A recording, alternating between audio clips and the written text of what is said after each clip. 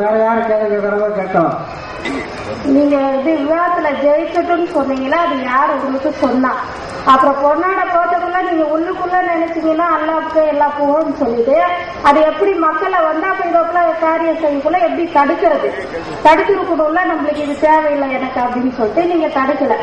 அப்புறம் என்னுடைய கேள்வி என்னன்னா, இப்ப அல்லா வந்து கபர்ல மௌத்த அடக்கம் பண்ணதும் அல்லா கேள்வி கேட்கிறான், உன்னுடைய ரப்பு யாருன்னா அல்லா, உன்னுடைய தூதர் யாருன்னா ரசூல்லா ஸல்லல்லாஹு அலைஹி வஸல்லம், உன்னுடைய மார்க்கம் என்னன்னா இது இஸ்லாம் அப்படின்னு கேள்வி கேட்கிறான். நீங்க என்ன சொல்றீங்க, இப்ப இவருடைய சீடி இருக்கு, இதை வாங்கிட்டு போய் பாருங்கன்னு சொல்லிட்டு இதையே நீங்க என்ன சொல்லலாம், இதோ போல இந்த தலைப்புல சீடி போட்டிருக்கோம், இந்த தலைப்புல சீடி இருக்கு, இதை வாங்கிட்டு போய் பார்த்து நீங்க நன்மையை பெறுங்க தீமையை தருங்கன்னு நீங்க சொல்லணும். இந்த வார்த்தையில உங்களுக்கு சிரிக்குதான் அது இவருடைய சீடின்னு சொல்லுறது. அதுக்கப்புறம் வந்து இதுக்கு விபரமா விளக்கம் சொல்லுங்க. அப்புறம் இளைஞர்களை வந்து நீங்க இப்ப இளைஞர்கள் வந்து வகாபி அது சொல்றாங்க இது சொல்றாங்க அப்படின்னு சொல்றீங்களே, அப்ப நீங்க 3 நாளா பயான் பண்றீங்களே, அப்ப நீங்க ஏன் நம்பரோ குரான் ஹதீஸ் நம்பரோ ஏன் தர மாட்டீங்க? அப்ப அந்த இளைஞர்கள் கண்டுபிடிச்சிட்டு வந்து அவங்க வந்து இது செய்ய மாட்டாங்களா, அதன்படி அவங்க என்னன்னு தேடி பார்க்க மாட்டாங்களா? அப்ப ஏன் சொல்ல மாட்டீங்க? இளைஞர்கள் தான் கண்டுபிடிக்கணுமா? இப்ப நடுத்தரமான இருக்கிற தாய்மார்கள் இன்னும் இருக்கிற சகோதரிகள் எல்லாம் படிப்பறிவு இல்லாமே இருக்காங்களா? அப்ப ஒவ்வொரு டைம் ஆளுங்களையே தான் நாடிக்கிட்டு இருக்கணுமா? சரி சொல்ல சார் உங்க கேள்வி கேளுங்க. ஏன்னா 5-6 கேள்வி ஆயிட்டாக்க சில கேள்விகள் விடுபட்டு போகும். ஒரு கேள்வியா கேட்டாதான் உங்களுக்கு பதில் கிடைக்கும். இல்லாட்டி 4 நீங்க பின்னாடி சொன்னீங்க நான் 5க்கு கேட்டா 3 தான் பதில் வச்சுன்றீங்க, அது கடைசியில் விடுபட்டு போகும். அதனால ஒண்ணா கேளுங்க நீங்க. அடுத்து அதான் இப்ப என்னன்னு கேட்டாங்க, இப்ப யோசிக்கலையா இருக்கு. 5-6 கேட்டிருக்காங்கல்ல. இப்போ முதல்ல கேட்டாங்க.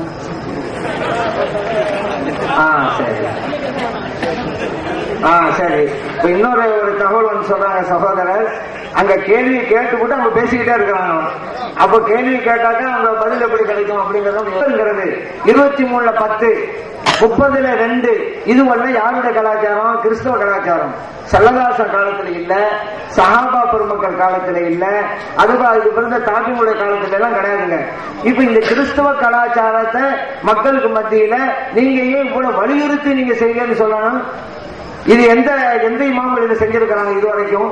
ஸல்லல்லாஹு அலைஹி வஸல்லம் சொல்லியிருக்காங்களா? ஆயத்தை ஓதி காமிச்சிருக்கிறாங்க. நீங்க வந்து நம்பரை சொன்னா கிறிஸ்தவ கலாச்சாரம், அவங்க தான் பைபிள்ல இந்த நம்பர் சொல்லிக்கிட்டே இருக்கிறாங்க.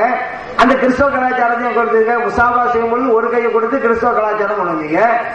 அதே போல இந்த பள்ளிவாசல்கள் எல்லாம் குத்பா பிரசங்கம் செய்யறதுக்கு தமிழ்லயே பிரசங்கம் பண்ணி அதுவும் தமிழ் வழிபாடுன்னு சொல்லி கொண்டு வந்தீங்க.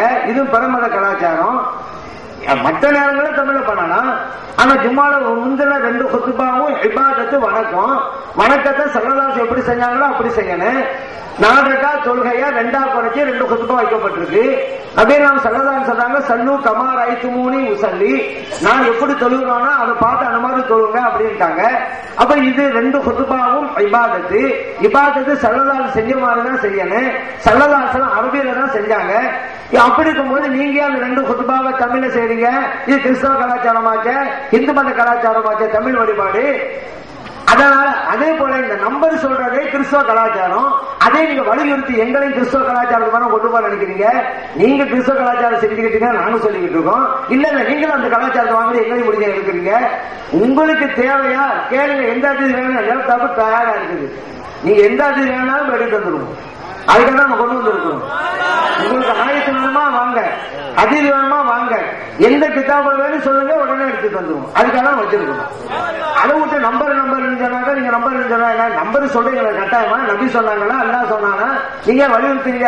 இன்னொரு கலாச்சாரத்தில் இருக்கக்கூடியத அது தப்பான கலாச்சாரமா நாங்க சொல்லிக்கிட்டு இருக்கோம். உங்களுக்கு அதுக்காண்டி குர்ஆன் சொல்ல மாட்டோம், ஹதீஸ் சொல்ல மாட்டோம். உங்களுக்கு எல்லா ஹதீஸ் வேணாலும் தந்துருவோம், ரெடியா இருக்கணும். நம்பரையே சொல்லி பாக்குறீங்க. அதனால போய் நான் இருந்துகிட்டு இருக்கேன், கூட்டம் முடிஞ்சு போய் இடத்துல நான் தங்குறேன். நீங்க சொன்ன இளைஞர்களை என்கிட்ட வர சொல்லி அந்த ஹதீஸ் சொன்னீங்களா, எங்க கேட்க சொல்லுங்க, நான் எடுத்து காமிக்கிறேன், தயாரா தான் இருக்கிறேன். நான் சீதானங்கள தான் தங்குறேன், வர சொல்லுங்க அவங்க இளைஞர்களையெல்லாம். நான் கூட்டம் முடிஞ்சு உடனே பஸ் ஏறி போகல, இங்க இருக்கிறேன்னா அவங்க வரட்டும், வந்து அவங்க வரட்டும். அதனால அதனால நான் வெறும் நம்பர் மட்டும் சொல்லிட்டு போயிட்டா அது பிரயோஜனம் அளிக்காது, உங்களுக்கும் பிரயோஜனம் அளிக்காது. ஹதீஸ் வேணும் கேட்கறீங்க, ரொம்ப ஆர்வம் தான், நானும் பாராட்டுறேன். வாங்க என்கிட்ட ஹதீஸ் எடுத்து காமிச்சிடறேன். எந்த ஹதீஸும் இல்லங்க மாட்டோம், எடுத்து காமிச்சிடும். அதனால உங்களுக்கு குர்ஆன் வேணுமா தர்றோம், ஹதீஸ் வேணுமா தர்றோம். நம்பருங்கிறது கிறிஸ்தவ கலாச்சாரம் தேவை இல்லை. உங்க நம்பரை கொண்டு உங்க நோக்கம் என்ன? குர்ஆன் ஹதீஸே அறிவுதானே, அதான் தர்றோங்கிறோமே. அரபிலே எழுதி தர்றோம், மொழிபெயர்த்தும் தர்றோம்.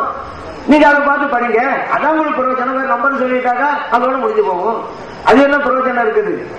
அதனால இன்னொன்னு என்ன சொன்னீங்க, நான் என்னுடைய சிடி அப்படின்னு சொன்னீங்க, அதெல்லாம் செக்காதாங்கிறீங்க. என்ன கருத்து நீங்க சொல்றீங்கன்னு எனக்கு புரியல.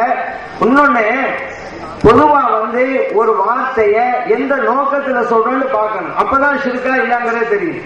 வெளிப்படை வச்சு ஒரு கருத்து சொல்லக்கூடாது. இப்ப உதாரணத்துக்கு சொல்றேன், மன்னல் மசாஜிதல் இல்லா, அல்லாஹ் குர்ஆன்ல சொல்றான். பள்ளி வாசல்கள் எல்லாம் அல்லாஹ்வுக்குரியது. முடிஞ்சு போச்சா? இப்ப நபி நாம் ஸல்லல்லாஹு அலைஹி வஸல்லம் சொல்றாங்க, இந்த மஸ்ஜித் நபவியை பத்தி, மஸ்ஜிதி ஹாதா, இந்த என்னுடைய பள்ளி வாசல்ங்கிறாங்க. இந்த ஹதீஸ் புகாரில பதிவு செய்யப்பட்டிருக்கு. இப்ப உடனே ஸல்லல்லாஹு அலைஹி வஸல்லம் ஷிர்கான வார்த்தை சொல்லிட்டான்னு சொன்னீங்களா? பள்ளிவாசல் அல்லாஹ்வுக்குரியது அல்லாஹ் குர்ஆன்ல சொல்றான். நபி நாம் ஸல்லல்லாஹு அலைஹி வஸல்லம் ஏன் பள்ளிங்கிறாங்க? அப்ப அல்லாஹ்வுடைய பள்ளி போய் இவங்க எப்படி அவங்க பள்ளினாங்கன்னு சொன்னீங்களா? எந்த நோக்கத்துல ஸல்லல்லாஹு அலைஹி வஸல்லம் சொல்றாங்கன்னு பாருங்க. அல்லாஹ்விற்குரியது என்று அல்லாஹ் சொன்னது அல்லாஹ்வை வணங்குவதற்காக ஏற்படுத்தப்பட்டது அப்படிங்கிற கருத்துல அல்லாஹ் சொன்னான். ஸல்லல்லாஹு அலைஹி வஸல்லம் ஏன் பள்ளிவாசல் மஸ்ஜிதை சொன்னது? என்னால் கட்டப்பட்ட பள்ளிவாசல், என்னுடைய நிர்வாகத்தில் இருக்கக்கூடிய பள்ளிவாசல் என்ன கருத்து அவங்க சொல்றாங்க. பொதுவா வச்சுக்கிட்டு என்ன ஷிர்கு குஃப்ருன்னு சொன்னா அப்ப ஸல்லல்லாஹு அலைஹி வஸல்லம் ஷிர்கா வச்சுக்கிட்டாங்களா? அதனால எந்த நோக்கத்தில் சொன்னா பாருங்க. இப்ப கூட பாருங்க, இப்ப பள்ளிவாசல் இருக்குது, ரெண்டு பள்ளிவாசல் நிர்வாகம் செஞ்சுக்கிறாங்க. ஒரு பள்ளிவாசல் நிர்வாகம் சொல்றாங்க, எங்க பள்ளிக்கு வந்து பாருங்க, அது செஞ்சிருக்கோம் இது செஞ்சிருக்கோம். அந்த நிர்வாகம் சொல்றாங்க எங்க பள்ளிக்கு வாங்க. அப்ப அதுக்கான அவங்க பள்ளியா? அவங்க நிர்வாகத்திற்கு பள்ளின்னு அர்த்தம். எல்லாம் அல்லாஹ்வுடைய பள்ளி. அல்லாஹ்வுடைய பள்ளின்னு சொன்னா அல்லாஹ் வணங்குவதற்காக இருப்பப்பட்டேன்னு அர்த்தம். இந்த நிர்வாகிகள் எல்லாம் எங்க பள்ளின்னு சொல்றது எங்க நிர்வாகத்தில் இருக்குன்னு அர்த்தம். இவங்க நிர்வாகிகள் போயிட்டாக்க அடுத்த நிர்வாகி வந்தா எங்க பள்ளிம்பாங்க. ஆனா ஒரு மஹல்லாவாசி சொல்லுவாரு, எங்க பள்ளியாசம் பாருங்க அப்படின்னு. அப்ப என்ன அர்த்தம்? எங்க மஹல்லாவில் இருக்கக்கூடிய பள்ளியாசம் பாருங்கன்னு அர்த்தம். சின்ன பசங்க கூட சொல்லுவாங்க, எங்க பள்ளியாசம் பாருப்பா அப்படிம்பாங்க. அப்ப இதே என்ன வழங்குது? எந்த கருத்துல சொல்றோங்கிற பாருங்க. அதே போல பாருங்க, இப்ப உதுஹையா கொடுக்கிறோம், அது வணக்கம். குர்பானி கொடுக்கிறோம், வணக்கம். இபாதத்தான அல்லாஹ்வுக்குரியதுதான். இப்ப ஒரு ஆளு சொல்றாரு, என் உம்மாவுக்கு குர்பான் கொடுத்தேன்டாரு. உடனே முபாரம் பண்ணலாமா? இந்த குர்பான உம்மாவுக்கு கொடுத்தீங்களா? குர்பான்ங்கிறது வணக்கம், இபாதத்தை அல்லாஹ்வுக்கு செய்யணும். அல்லாஹ்வுக்கு குர்பான் கொடுத்தேன்னு சொல்றது விட்டு உம்மாவுக்கு கொடுத்தேன்னு சொல்லலாமா?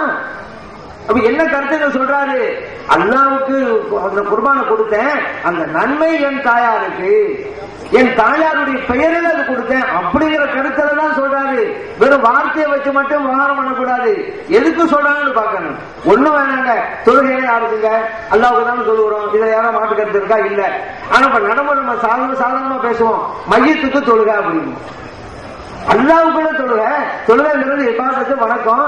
நீங்க மையத்துக்கு தொழுகைண்டாக்கா இது ஒரு ஷிர்கா. இது ஷிர்கு ஒரு மகான் பண்றாரு. தொழுகைனா இபாதத்து அல்லாஹ்வுக்கு தான். நீங்க மையத்துக்கு தொழுகைன்னு சொல்லிவிட்டீங்க, ஷிர்கு சொல்லிவிட்டீங்க. அதான் கருது. அல்லாஹ்வுக்காக அந்த தொழுகை தொழுகிறோம், அந்த நன்மை இந்த மையத்துக்கு. இந்த கருத்துல தான் ஷார்ட் ஃபார்மாக மையத்துக்கு தொழுகை அப்படிங்கிறோம். அதனால இந்த என்னுடைய சிடின்னு நான் சொன்னதுனால என்ன ஷிர்கு எதை வழங்கினாலும் தெரியல. இது ஒவ்வொரு வார்த்தைக்கு வார்த்தையிலும் பார்க்க கூடாது, என்ன கருத்துல சொன்னோம் அப்படின்னு தான் பார்க்கணும். அப்படி பார்த்தா யாரும் எந்த வார்த்தையுமே பேச முடியாது. ஏன் தெரியுமா? யார் ஒரு ஆள் சிரிக்கிறாரு, யார் செஞ்சது? நான் தான் சிரிச்சேன், என்னப்பா ஷிர்கு பண்ற அப்படின்னு சொல்ல முடியும். ஏன்னா அல்லாஹ் சொல்றான், அல்லாஹ் சிரிக்க வைக்கிறான். அப்படி இருக்கும்போது நான் சிரிச்சேன் எப்படி சொல்லலாம்? சிறு அப்படின்னு சொல்லுவேன். ஒரு ஆள் அழுகுறாரு, யார் அழுவ? நான் தான் அழுவுனேன், என்னப்பா சிரிக்கு பண்ற? இல்ல இது சிரிக்கு அப்புக்கு அல்லாஹ் அழ வைக்கிறான், நீ போய் நான் அழுவுனேங்கிற. இப்படியே போனாக்க யாரும் ஒண்ணும் செய்ய முடியாதுங்க. அதனால எந்த கருத்துல ஒண்ணு யூஸ் பண்ணப்படுது அப்படிங்கிற மட்டும் பாருங்க, அது சரியாக இருக்கும். அதே போல உங்களுக்கு என்ன ஹதீஸ் வேணுமானாலும் நீங்க கேளுங்க. இங்க இருக்கக்கூடிய இளைஞர்கள்ட்ட நீங்க சொன்னாக்கா நான் ஹதீஸை எழுதி கொடுப்பேன், அவங்க உங்களுக்கு தருவாங்க. அதெல்லாம் நம்ம பரிமாறிக்கொள்ளலாம். உங்களுக்கு உண்மையிலேயே தேட்டமும் ஆர்வம் இருந்தா நம்ம பாராட்டுறேன், அதை உரிமையை கேளுங்க, நாங்க எடுத்து தர்றோம், படிங்க. நம்ம எல்லாம் உண்மை புரிந்து நடப்போம் அப்படிங்கிறத நம்ம புரிஞ்சுக்கணும்.